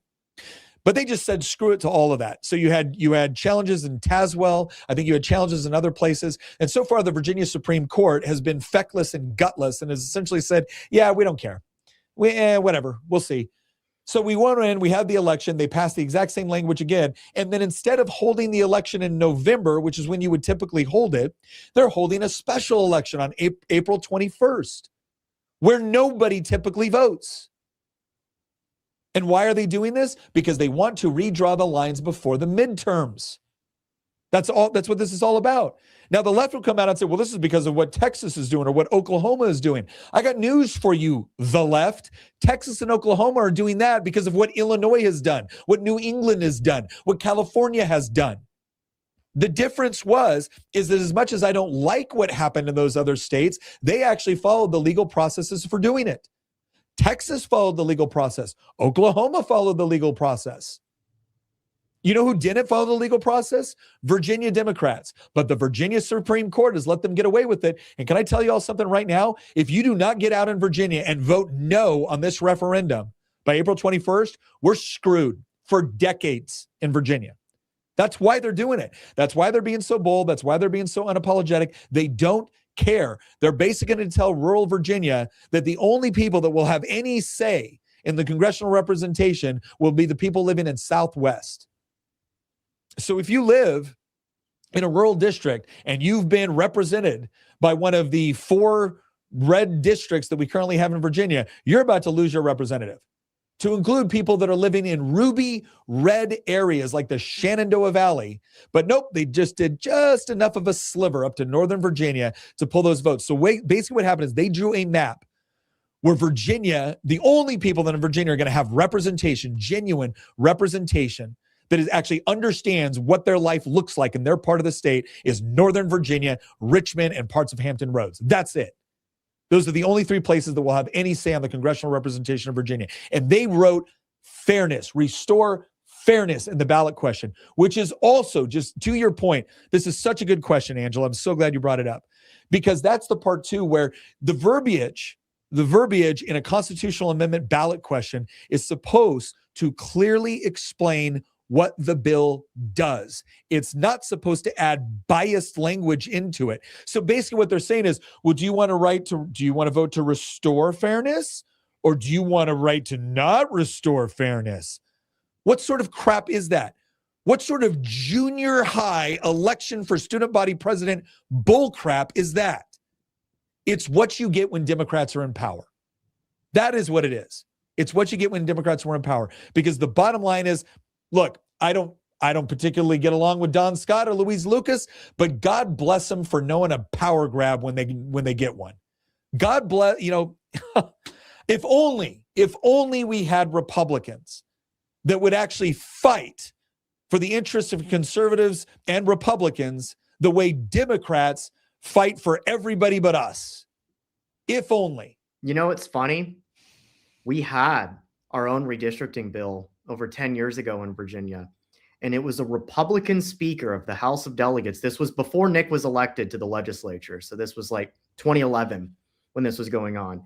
And the Republican speaker of the House of Delegates killed a GOP redistricting bill because it wasn't in keeping with the Virginia way. That's the Virginia way. We must always protect the Virginia way. So again, it's almost like I mean, I agree with you that like we need. The problem is that Republicans are so committed to, you know, the abstract set of principles that the other side has nothing but utter contempt for. Mhm. And so then when we have an opportunity to wield power, we don't do it because it's, well, who doesn't, you know, who wants power wielded against them? Well, I don't, so I'm not going to wield it. You know, I'm going to be consistent with my worldview. I'm going to abstain from, you know, I'm going to treat it basically like the Ring of Sauron, right? You know, it's evil. I don't want it. I'm not going to have anything to do with it. And then the second the Democrats have the numbers to do so, that doesn't even cross their mind, right? Mm-hmm. What, not wield power? What are you, some sort of bigot? We need to wield power. Otherwise, how are we going to help out all of our oppressed buddies that we want to liberate, you know, from reality, basically? So like the problem here at the end of the day is an issue of, you know, broken metaphysics, basically. I mean, the left sees power as a mechanism through which reality can be remade in their image, and the right sees power as evil. Yeah. Right. The one side refuses to wield it, and the other one thinks that it's actually the only thing that matters. Yeah. We got a couple more here right now. Question. Hi, Nick. What do you think about the Texas governor halting the building of Epic City in North Texas? To give everyone an idea, the Epic City is a proposed 402-acre Muslim-centric mixed-use development located near Josephine and unincorporated Collin and Hunt counties, northeast of Dallas, developed by entities tied to the East Plano Islamic Center. It is planned to include over 1,000 homes, a mosque, a K-12 school, and commercial areas. The project is facing significant legal challenges and state investigations regarding development permits and allegations of discriminatory housing despite federal investigations closing. Well, here's what I would say. It sounds like they want to discriminate, and I was told discrimination was bad. So I guess Governor Abbott is just being a good woke governor and making sure that we don't have a community that's built up to discriminate against people who are not Muslim, right? I mean, that's the way that the left would explain this if it was in the reverse. Right? If it was a Democrat governor that was shutting down a Christian development, it would be like, well, it's a discriminatory thing. It's discrimination. That's what it is. No, I'm done. I am beyond the whole, well, you know, we've got to maintain intellectual consistency. I am fine with maintaining intellectual consistency with people who don't want to destroy Western civilization. Right? If you're going to use my intellectual consistency, if you're going to use my commitment to certain principles exclusively to destroy me, well, then the rules are going to have to change for you, aren't they? And I'm not the one that did that. You did. Because it turns out I'm not trying to move to another country in order to completely revamp the way that they organize their civilization. And I don't want it to happen in mine. Sorry, not sorry. Question, make stuff better. YouTube said, question, do you think there should be a requirement for certain political positions that you have served in the military? No, I mean, when I look at stuff like that, I'm like, okay, would I have deprived myself of a Thomas Jefferson, a John Adams, a James Madison? So no, I don't typically believe that we should have a draft or required military service to serve. But I will say, what's that? You said you don't like Starship Troopers? Starship Troopers. But I will say that, you know, as much as I've always been kind of against compulsory service for two reasons. One, I think there's something wrong with the government compelling you to serve in the military. And two, I like serving in a professional military. I don't want to serve with a bunch of draftees that didn't want to be there. But I do recognize the value in shared service. There's something about shared service which actually creates a connection within a country and a community that is hard to replicate through anything else. It also brings some reality to the game for a lot of people that think that, oh, the military is just bad and mean. It's like the only reason you get to live in your little freaking vegan-only commune is because you've got guys with guns that are willing to protect you despite you being a moron. So there is some sort of value to forcing people out of their little shell in order to serve in the military. But I cannot bring myself to come around and require the draft or to require military service to serve in political office, because I do think it could deprive us of people that are very, very good legislators. So I'll just put it that way. Question: if you decide that you and Tina have to leave VA, where would you go? Well, I'm going to decline to answer at this particular point. In part because we're actually planning an episode to talk about, we might do like a bottom 5 and top 5 states, so like worst states to like live in and states to like pretty much just flee at this point. And we might talk about another one of the top 5 states that you should flee to, but only if you're going to go and help that state continue to be great, not go there and screw it up with whatever politics you fled. But so that's why I'm going to decline right now, is because I think we're actually going to do a whole episode on here's the states that are probably beyond saving, and here's the states that could use good help in the form of, you want to reinforce what these states are doing. You want to reward these states with your tax dollars. You want to reward these states with your vote, right? Don't come in there and change. They're doing it right. Right. If anything, all you're doing is helping them identify the ways that your state got infiltrated and taken over. So I'm gonna save it for that one. Okay, let me see. Question. Oh, that was the same one. Looking through here.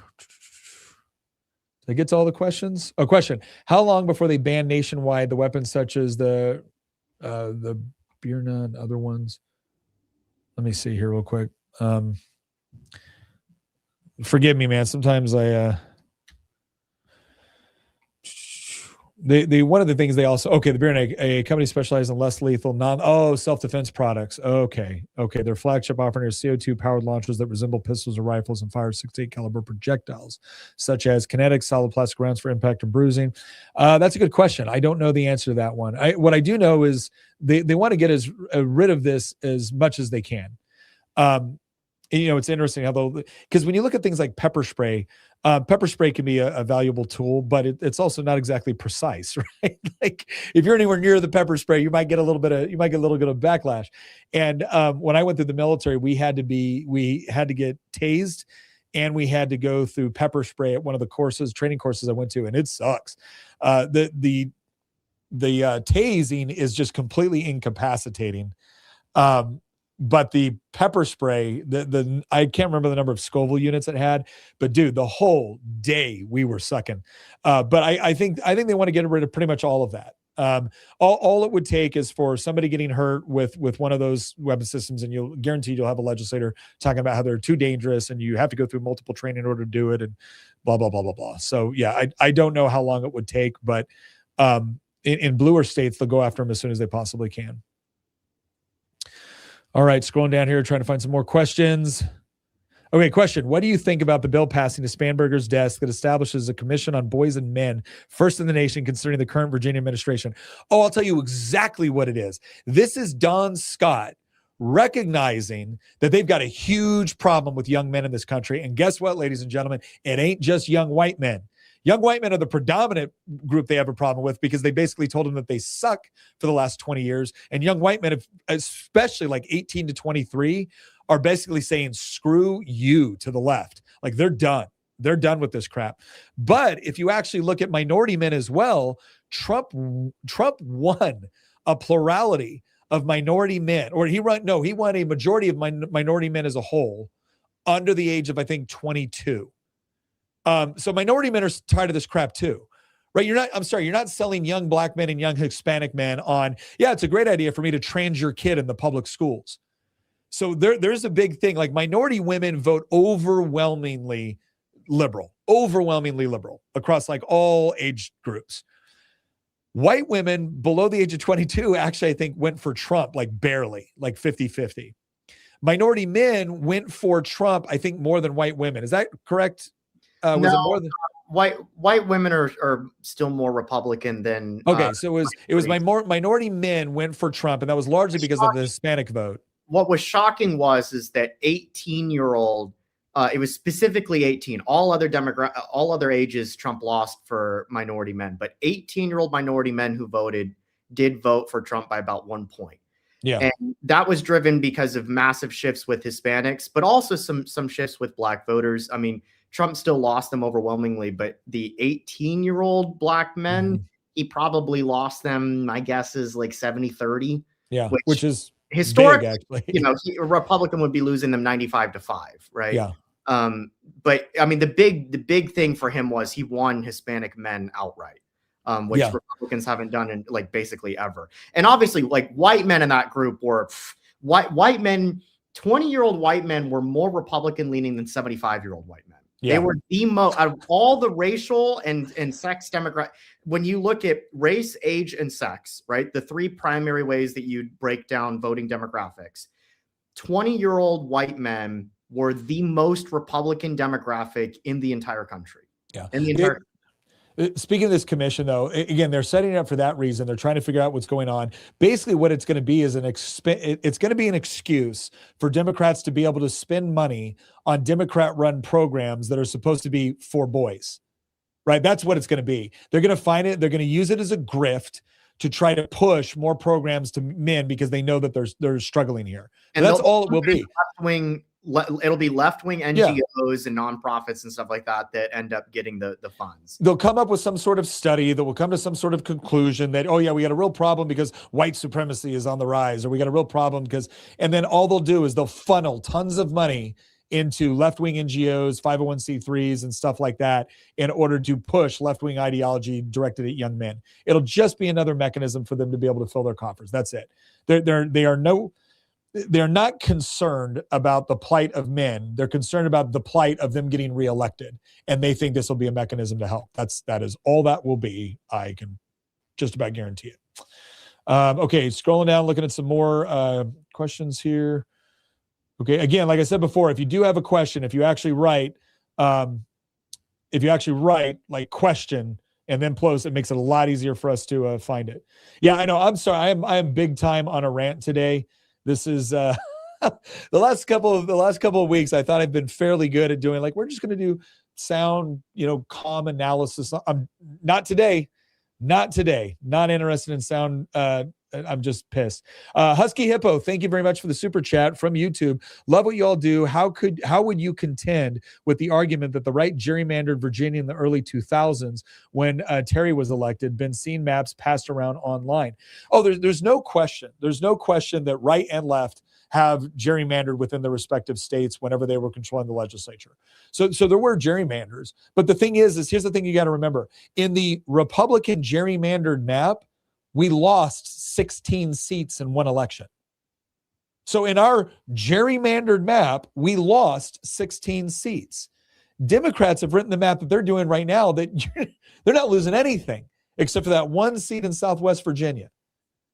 So the thing is like one of the reasons why Democrats, here's the other thing about Virginia you have to understand. We just passed the newest constitutional amendment, right, on our Virginia Constitution was essentially a non-gerrymandering amendment, right? And guess who had begged for it? Democrats. They're like, you Republicans have been controlling the General Assembly for for most of a decade, and you wrote some, and we don't like it, and it's not. And you know what? Politicians shouldn't draw the maps. We want an independent redistricting commission. So we came up with a compromise, and we get one. And then guess what happened? Democrats won re-election, or Democrats won back control of the House, and then they didn't want that anymore. In fact, I watched as Democrat delegates who had sworn up and down that it was racist that we did not have an independent commission, then got up there the year after that and said it was racist that we would not allow the Democrats to draw the maps. And they're actually, to their credit, there were enough Democrat delegates that had promised to vote for the redistricting commission that they agreed to, but tons of Democrats that had voted for it, had advocated for it, had begged for it, had told us we were all racist if we didn't want it. Suddenly we were racist if we did want it, when they were the ones that were going to get to draw the lines. And so it went to the people. And the people voted overwhelmingly. Over 65% of the people of Virginia voted for this. It won in every single jurisdiction in Virginia, except for, I think, one or two in Northern Virginia, like Arlington and Alexandria, which coincidentally are now a key piece of every congressional district that they've gerrymandered. So they've rewarded their people in Alexandria and Arlington for doing that. But that's what you just need to say is like, look, there's always been cases of this stuff. We acknowledge it. But the map we're looking at right now was written in coordination between the Virginia Supreme Court and an independent commission at the behest of the Virginia people and at the behest of Democrats. And now they're trying to change it because they want to redraw the lines. So that's what it is. It's not they're not being intellectually honest when they say that. But that's a great question. Thank you for the super chat, Husky Hippo on YouTube. Okay, let me see here. Scrolling down, trying to find more questions. All right. Question. We got a couple more questions, and then we are going to have to sign off here in just a minute. King Arthur Wynn said, question, in a worst case scenario of a 2028 Democratic trifecta, what would be the primary mechanisms by which they would grab power? To what extent would they try to persecute their opposition? Excellent question. The first thing they would do if they had a trifecta, They'd They end will the end. They will end the filibuster. The filibuster's gone. The filibuster is gone. and The then next they thing pack the courts. I was going to say, the next thing they'll do is they will absolutely pack the courts. They will pack the courts. They will definitely. They will try to pack the Supreme Court. That will be their biggest struggle, but they will probably do it anyways, because if they have a trifecta, they're playing for keeps. Once they have gotten rid of the filibuster and gotten rid of and packed the court, it's game over at that point. The only thing you will be able to do at that point, because will they persecute opposition? Yes, they did that without the trifecta, or they did that without packing the court or getting rid of the filibuster. Look what they did to Trump. Look at what they did to people quietly praying in front of an abortion center. Look at what they did to people who might have been in DC on January 6th, but didn't break any laws. This is one of the things, whenever they tell Republicans, you guys need to lower the temperature. Look at what just happened in Minneapolis. We had 2 Americans get killed while they were trying to interfere and obstruct ICE operations. You guys need to lower the temperature. Okay. Well, on January 6th, when Democrats took charge, did they lower the temperature? No, they used the full force and power of government to go after everybody. Now, look, there were some people on January 6th that absolutely broke the law, deserved to be arrested, deserved to be prosecuted, and deserved to do time. There was a lot of other people that got held. I mean, speedy trial? I don't think so. There's a lot of other people that got arrested, investigated, way beyond what would have been considered normal, not to mention the fact that we still don't know the full story with respect to the federal agents that were involved. But the bottom line is they will come after you. That is how they will do it. And they'll come after guns. Taxes will be ridiculous. But again, the way that they will do the taxes is any businesses that play ball with the Democrats, that donate to the Democrats, they will get special carve-outs. Think Panera in California, where they were the only ones that didn't have to do the minimum wage because they baked bread on site, as if that should have mattered, right? But that's what they'll do. So the people that donate to Democrats will get taken care of, and the people that don't will be punished. They'll be punished through taxes, through regulations. They will be investigated. They will be audited, all of it. The gloves are coming off. The only thing that will save you at that point, is being in a state, being in a hardcore red state with a governor like a Ron DeSantis that is absolutely going to push back against the feds. Because I want you to imagine a world where they just decide, well, the Second Amendment doesn't apply to individual gun ownership anymore. It's just for the militia. Because that is what a Newsom-packed Supreme Court would conclude, right? Then it's going to be a question of, well, how do they enforce that? They don't have enough federal agents to enforce it with the ATF. So now they're going to have to rely on state law enforcement to assist them. So if you're in a place like Tennessee, the governor of Tennessee is not just going to say, well, we really don't like that. We got to vote harder next time. A governor in a place like Tennessee is probably going to say, you're not enforcing that in Tennessee. Well, the ATF's going to show up. I'll raise you the ATF, and here's my state troopers. Like, you're not confiscating the guns of Tennesseans. You're not confiscating the guns of Floridians. You're not confiscating the guns of Oklahomans. Right? That's the sort of thing that you're going to need, because if they get that trifecta and they actually pull that through, and you are not in a hardcore red state, they're coming after you, and your own governor and your own mayors and your own sheriffs and your own district attorneys or commonwealth attorneys are going to help them do it every step of the way.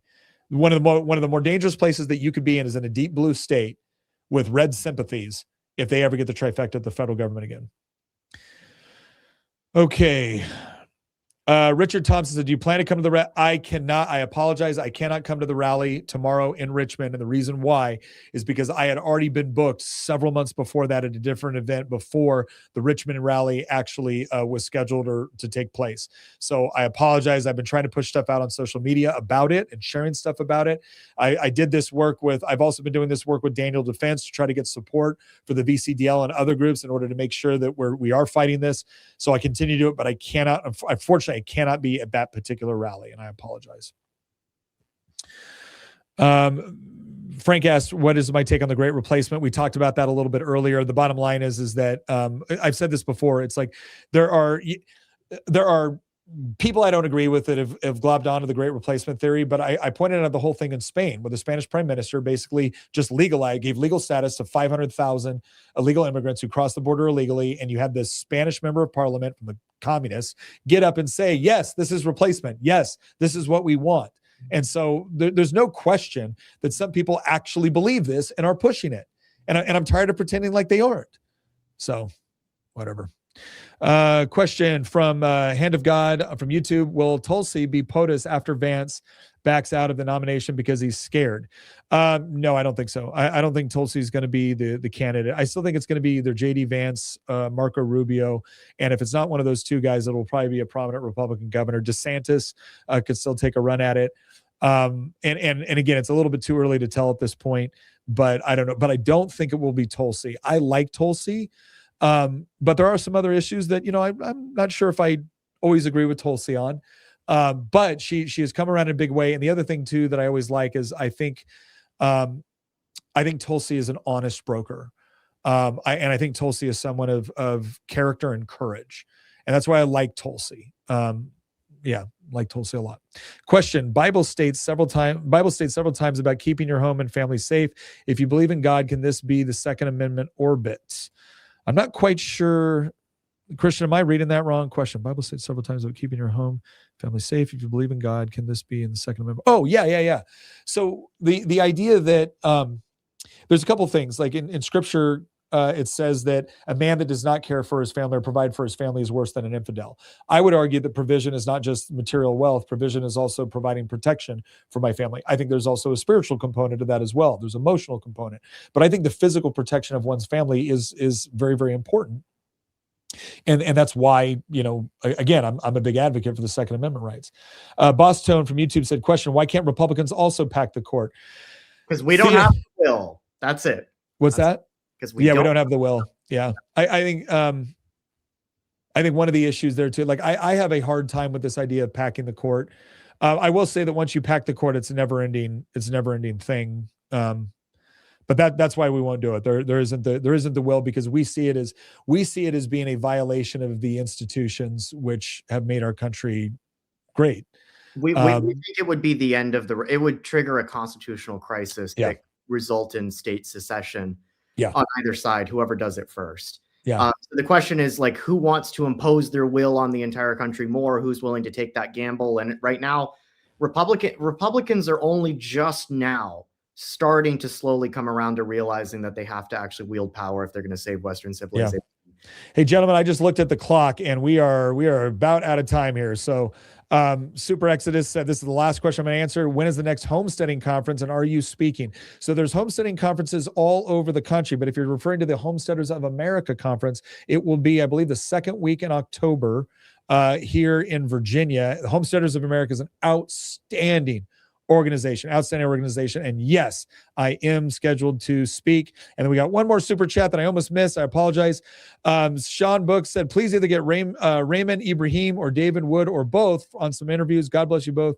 Nick, you seem far happier since leaving office. Yeah, I kind of am. I want Raymond Ibrahim on. In fact, I think we've got a request out. If we don't, I'm going to go up and remind my wife to do that, because I would absolutely love to have him on. So once again, thank you guys all very, very much for being on today. Hopefully you found this informational, useful. The bottom line is that I'm sorry, this is not the time for Republicans to turn down the temperature. This is the time for conservatives, for people that love their country, to show up. If you're in Virginia, show up and vote by April 21st to make sure this amendment doesn't pass.